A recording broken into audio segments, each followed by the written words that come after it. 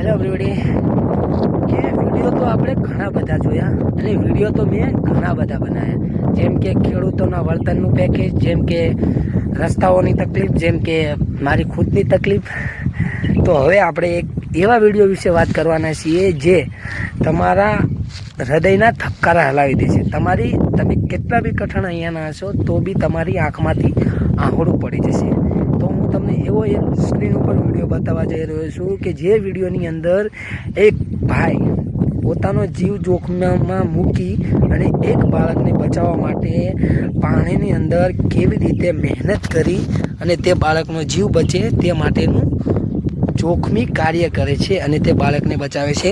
તે હું તમને આ સ્ક્રીન ઉપર વિડીયો બતાવવા જઈ રહ્યો છું. તો તમે વિડીયો જુઓ અને તમને કેવો લાગે છે તે કોમેન્ટ કરો અને સારો લાગે તો મારી ચેનલને સબસ્ક્રાઈબ કરો.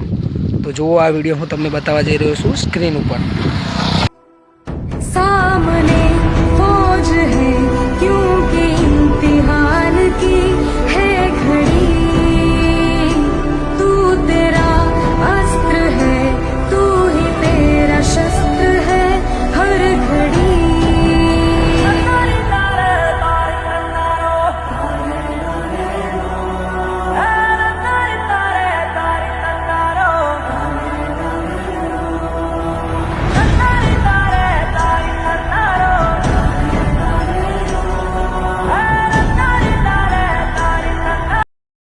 વિડીયો તમે જોયું તો મિત્રો તમે જોયું કે વિડીયોની અંદર કેવી રીતે એક ભાઈ પોતાનો જીવ જોખમમાં મૂકી એક બાળકને બચાવવા માટે કેટલી મહેનત કરી રહ્યો છે. પાણીની અંદર લાઇટના થાંભલા પણ છે અને એ લાઇટ ચાલુ બી છે તો બી પ્લાસ્ટિકની કોથળી પહેરી અને એ બાળકને બચાવવા માટે એ બાળકને કંઈ થાય નહીં તે માટે તેને પોતાનો જીવ દાવ ઉપર મૂક્યો અને બાળકને બચાવવા માટેના કેટલા કઠિન કાર્ય કરી રહ્યા છે.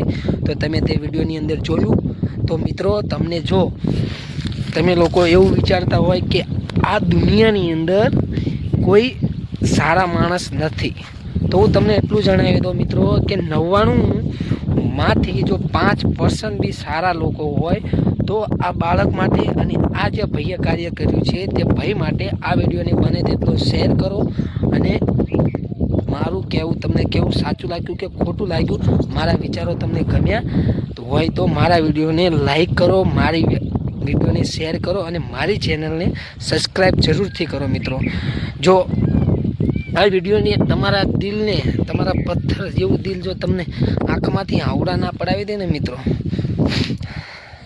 અને જો તમને આ વિડીયો ગમે ને મિત્રો તો જલ્દીથી જલ્દી મારી ચેનલને સબસ્ક્રાઈબ કરો અને હું આશા રાખું છું કે આ વિડીયોની અંદર કમસે કમ 50થી 1 લાખ વ્યૂ તો આવવા જ જોઈએ.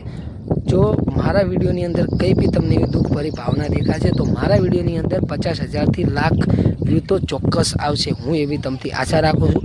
બાકી તમને સારું લાગે તો મારી ચેનલને સબસ્ક્રાઈબ કરો અને મારા વિડીયોને લાઈક કરો, શેર કરો. જય માતાજી.